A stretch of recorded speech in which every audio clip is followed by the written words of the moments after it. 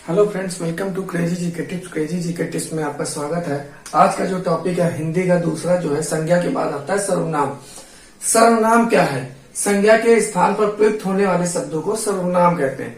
सर्वनाम यानी जिसका अर्थ है सभी का नाम। ये जो सर्वनाम है ये किसी एक व्यक्ति विशेष के लिए प्रयुक्त नहीं होता, ये सभी लोगों के लिए प्रयुक्त होता है। जैसे मैं तो हुई ही, मैं अपने लिए अपने इस मैं का प्रयोग कर सकता हूं। सभी अपने लिए मैं का प्रयोग कर सकते हैं। जैसे आप भी अपने लिए मैं का प्रयोग करते हैं। नाम के साथ आप ये भी कहते हैं ना कि मैं हूं। तो ये जो सर्वनाम है इसका मतलब है सभी के लिए नाम। जैसे मैं, हम, तुम, वे, आप आदि। अब आते हैं कि सर्वनाम के भेद। सर्वनाम कितने प्रकार के होते हैं? सर्वनाम 6 प्रकार के होते हैं।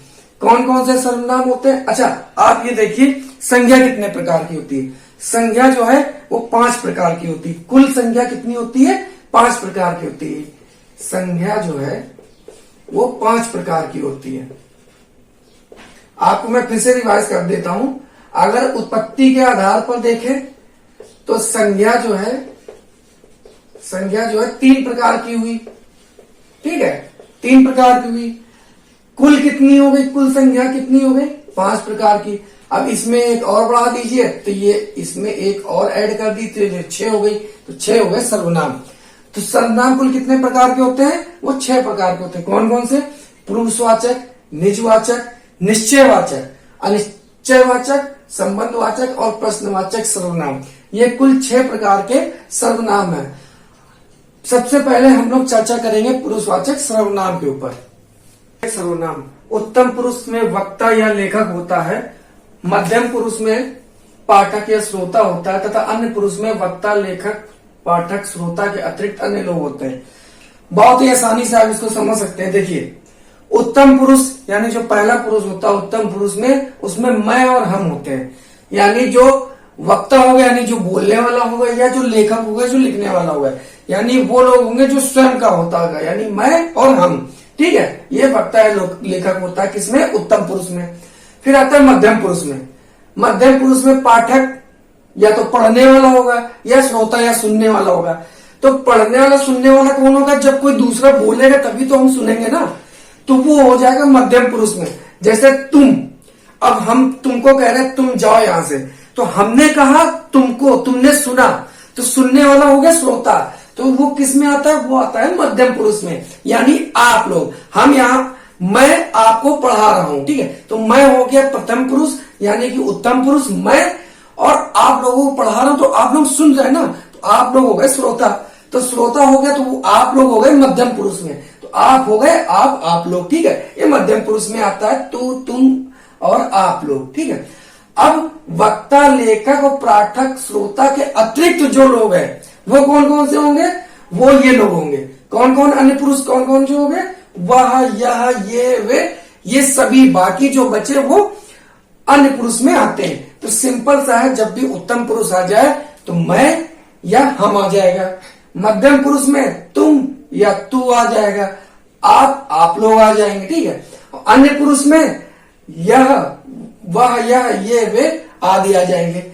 आपने देखा होगा इसमें आई, वी, यू है ना, और दे, ये जो इंग्लिश में आपने ध्यान दिया होगा, पढ़ा होगा present, past, future, indefinite tense वगैरह में, तो ये वही है।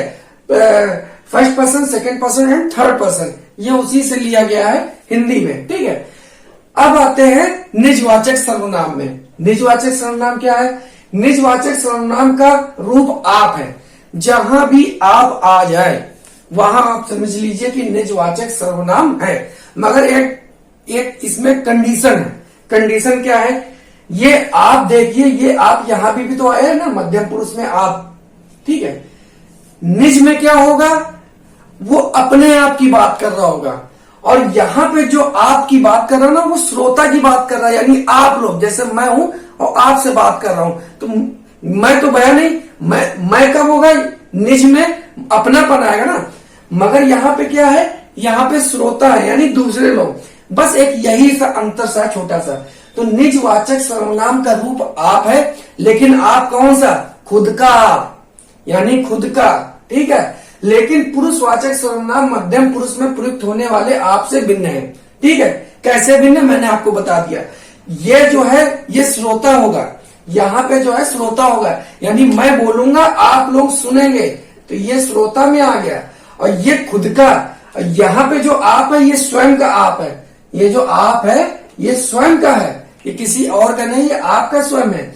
इस सर्वनाम का प्रयोग निराकरण तथा अवधारण के लिए किया जाता है। जैसे अब देखिए, मैं आप ही चला गया, यानी मैं अपने आप ही चला गया, तो यहाँ पे जो आपका प्रयोग हुआ वो अपने लिए हुआ ना। मैं अपना काम कर रहा हूं, अब देखिए आप अपना एक ही होता है ना, तो अपना काम कर रहा हूं, तो मैं अपना ही काम कर रहा हूं ना, किसी दूसरे का तो नहीं कर रहा हूं। जबकि यहाँ पे क्या है, यहाँ का जो काम है आप लोग यहां से जाइए, तो हमने क्या किया, ऑर्डर दिया, यानी आपको बोला कि आप लोग यहां से जाइए, तो मेरी बात तो भाई नहीं, ये आपकी बात हुई ना। तो ये जो आप है ये श्रोताओं के लिए यानी दूसरे के लिए है, जबकि यहाँ पे जो आपकी बात है वो स्वयं के लिए। तो ये छोटा सा डिफरेंस है जो आपको समझना चाहिए। और पुरुषवाचक सर्वनाम में 3 होते हैं, फर्स्ट, सेकंड पुरुष, मध्यम पुरुष तथा अन्य पुरुष। और निजवाचक में स्वयं आपका प्रयोग किया जाता है। अब नेक्स्ट देखते हैं निश्चयवाचक, अनिश्चयवाचक और प्रश्नवाचक। निश्चयवाचक सर्वनाम, नाम से ही आपको पता चल रहा होगा जहां निश्चितता दिखाई दे। इसका आपको एक शॉर्ट ट्रिक बताता हूं, केवल आप यह और वह याद रखना। निश्चयवाचक कभी भी आ जाए तो यह और वह, इंग्लिश में this and that, this and that अगर आप याद रखते हो तो बहुत ही आसानी से जहां भी आपको दिख जाए समझ लेना निश्चयवाचक वाक्य है, बहुत ही आसानी से। और अनिश्चयवाचक में जहां कोई और कुछ दिख जाए वहां समझ लेना निश्चयवाचक है। ये तो हो गए सॉर्टेड। अब आते बताते आपको इसके विषय में चर्चा करते हैं। जिस शब्द के प्रयोग से किसी वस्तु तथा वक्ता की दूरी का पता चले या किसी व्यक्ति वस्तु की ओर निश्चय पूर्वक संकेत करे तो वो निश्चयवाचक सर्वनाम कहलाता है। जैसे यह और वह, यह कौन जा रहा है। आगे देखिए, एक तो दूरी का पता चल रहा है कि यह कौन जा रहा है, ठीक है, एक दूरी डिस्टेंस पता चल रही, और एक निश्चय पूर्वक बता रहा है। तो यह का प्रयोग यहाँ पे हुआ, यह का प्रयोग देखिए, यह का प्रयोग जहां पे हो वहां क्या होगा, निश्चयवाचक। दूसरा मैंने बताया वह का प्रयोग जहां हो, यानी दैट का प्रयोग जहां पे हो, वह कौन आ रहा है। देखिए इसमें भी दूरी का पता चल रहा है, वह कौन आ रहा है, कौन आ रहा है यानी दूरी का पता चल रहा है।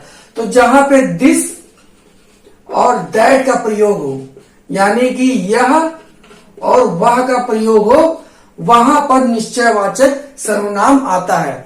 अब आपसे प्रश्न पूछ लेगा कि वह जो है कौन आ रहा है। अब इसमें पूछेगा कि इसमें कौन सा वाचक है, निश्चयवाचक है, अनिश्चयवाचक है, प्रश्नवाचक है। तो आप देख लीजिए कि जहां पे वह का प्रयोग होगा वो क्या होगा, निश्चयवाचक। बस इसी टाइप से आपके प्रश्न पूछे जाते हैं। दूसरा है अनिश्चयवाचक सर्वनाम, जिस सर्वनाम से किसी निश्चित वस्तु का बोध न हो, ठीक है, वो अनिश्चयवाचक सर्वनाम कहलाते हैं। अब जैसे कोई और कुछ, ठीक है, जहां पर ये शब्द आ जाए यानी कि कोई और कुछ, जहां पे ये आपको शब्द दिख जाए वहां पे अनिश्चयवाचक सर्वनाम का प्रयोग होगा। उसने कुछ खाया कि नहीं, अब यहाँ पे देखिए कुछ का प्रयोग हो गया तो यहाँ पे बता देगा कि यह अनिश्चयवाचक है। कोई आ रहा है, अब यहाँ पे कोई का प्रयोग है, हम लोग जान गए यहाँ पे अनिश्चयवाचक सर्वनाम है।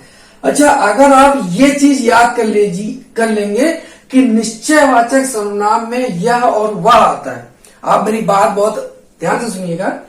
अगर आप निश्चयवाचक सर्वनाम की बात नहीं कर रहा हूं, केवल मैं निश्चयवाचक की बात कर रहा हूं। अगर आप केवल निश्चयवाचक कहीं भी शब्द आ जाए उसमें यह और वह का प्रयोग होता है। अनिश्चयवाचक कहीं भी आ जाए तो उसमें कोई और कुछ का प्रयोग होता है। ये जब आप आगे विशेषण और विशेषण और संज्ञा सर्वनाम कहीं भी ये जब आएगा ना, अनिश्चयवाचक विशेषण ये सब जब आगे भी आएगा ना, तो यही चीज आपको मिलेगी वहां पे भी। तो इसलिए पहले ही आप इसको याद कर लीजिए कि निश्चयवाचक जहां पे भी आएगा वहां पे यह और वह का प्रयोग होगा, और अनिश्चयवाचक सर्वनाम जहां पे होगा तो कोई और कुछ का प्रयोग होगा। नेक्स्ट, संबंधवाचक सर्वनाम, जिस सर्वनाम से वाक्य में किसी दूसरे सर्वनाम से संबंध स्थापित हो उसे संबंधवाचक सर्वनाम कहते हैं। जैसे जो, सो, जैसा। अब ये चीज जहां भी आ जाए समझ लीजिए संबंधवाचक सर्वनाम है। क्या क्या आ जाए? जो आ जाए, जैसा आ जाए और सो आ जाए। अगर ये 3 अक्षर वाक्य में आपके आ जाए तो समझ लीजिए संबंधवाचक सर्वनाम है। जैसे देखिए, वह कौन है जो रो रहा है। अब यहां पे क्या आया? जो। अब आपने कहा सर ये तो वह भी है, तो वह जो है निश्चयवाचक सर्वनाम भी हुआ? नहीं, उसमें क्या था? केवल एक सिंगल वाक्य था कि वह कौन है या वह कौन आ रहा है। ठीक है, वह कौन आ रहा है या वह कौन है, उसमें एक जो दूसरा सेंटेंस था वो ऐड नहीं था ना, और ये कॉमा लगा के दूसरा सेंटेंस ऐड किया गया है, तो ये इसका एक संबंध स्थापित कर रहा। आप कैसे देखिएगा, वह कौन है? वह कौन है जो रो रहा है, यानी वह कौन है जो एक संबंध स्थापित हुआ, जो रो रहा है। इस तरीके से जो आ गया है तो हम समझ जाएंगे वो संबंधवाचक सर्वनाम है। वह जो है सो, अब यहां पे देखिए सो आ गया, सो तो ये हो जाएगा संबंधवाचक। जैसा करोगे वैसा भरोगे, तो जहां पे अब ये देखिए जैसा आ गया, तो जहां पे जैसा आ जाए तो वहां संबंधवाचक। ठीक है, मोटा मोटा अगर हम कहें, अगर निश्चयवाचक आ जाए, निश्चयवाचक सर्वनाम आ जाए, तो आपको एक चीज याद रखनी होगी। क्या? यह, दिस और दैट, यानी यह और वह। ठीक। दूसरा आ जाए अनिश्चयवाचक, अनिश्चयवाचक सर्वनाम आ जाए तो इसमें कुछ, कोई। ठीक है, इसमें अगर ये आ जाए तो समझ लीजिए वो अनिश्चयवाचक है। संबंधवाचक आ जाए तो जो, जैसा, सो। ठीक है, फिर आ जाए प्रश्नवाचक सर्वनाम। अब देखिए प्रश्नवाचक सर्वनाम सबसे आसान सर्वनाम है। इसमें बस आखिरी में आप क्वेश्चन मार्क आपको मिलेगा और बहुत आसानी से तुम, कौन, किसे, क्यों, ये इसमें योजक जुड़े होंगे। जैसे प्रश्न करने के लिए जिस सर्वनाम का प्रयोग होता है उसे प्रश्नवाचक सर्वनाम कहते हैं। जैसे कौन, क्या, क्यों।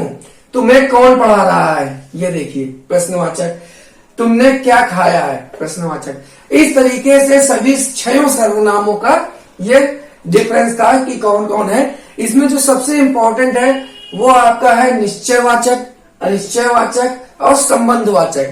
इनसे सबसे अधिक आपके कंपटीशन में, एग्जाम में आपसे क्वेश्चन पूछे जाते हैं। आइए देखते हैं किस टाइप के प्रश्न आपके एग्जाम में पूछे जाते हैं। मुझे किस प्रकार का सर्वनाम है, तो आपको पता है कि सर्वनाम में जो तीन पुरुष थे, उत्तम पुरुष, मध्यम पुरुष, अन्य पुरुष। तो जो उत्तम पुरुष थे उसमें क्या था? मैं, मुझे और हम, ये 3 आते थे। तो मुझे आ गया, तो मुझे का मतलब हो गया उत्तम पुरुष, तो हमारा ये पहला उत्तर हो जाएगा उत्तम पुरुष। मध्यम पुरुष हो नहीं सकता, मध्यम पुरुष में यू यानी तुम आता है, आप आता है, और अन्य पुरुष में यह, वह और अदर आते हैं, तो उत्तम पुरुष आसानी से। सर्वनाम कितने प्रकार के होते हैं? हमें पता है कि संज्ञा कितने प्रकार की होती है? 5 प्रकार की होती है। उसमें एक ऐड कर दीजिए तो हो जाएगा सर्वनाम, यानी कि सर्वनाम 6 प्रकार के होते हैं। कितने प्रकार के होते हैं? 6 प्रकार के होते हैं। अब निश्चयवाचक सर्वनाम, हमें पता है निश्चयवाचक में क्या आता है? निश्चयवाचक सर्वनाम में क्या आता है? उसमें आता है दिस एंड दैट, यानी कि यह और वह। अब इसमें यह और वह देख लीजिए कहां पे है, यह, इसमें यह है, तो हमारा ये आंसर हो जाएगा। अब अनिश्चयवाचक सर्वनाम कौन सा है? हमें पता है कि अनिश्चयवाचक सर्वनाम में क्या आता है? अनिश्चयवाचक सर्वनाम में क्या आता है? कोई और कुछ। तो देख लीजिए इसमें कोई और कुछ का है, कौन, जो, कोई वह, तो ये आ गया सी हमारा कोई, तो ये हो गया। और संबंधवाचक में हमने आपको बताया था जो, जैसा, और देखिए संबंधवाचक में क्या आता है? जो, जैसा, वो, जो, जैसा। ठीक है, तो इसमें आ गया जो। तो इस तरीके से सर्वनाम हमारे जो है जो पूरा टॉपिक है वो क्लियर हुआ है। आशा करते हैं आपको ये टॉपिक पसंद आया होगा। Okay, thank you.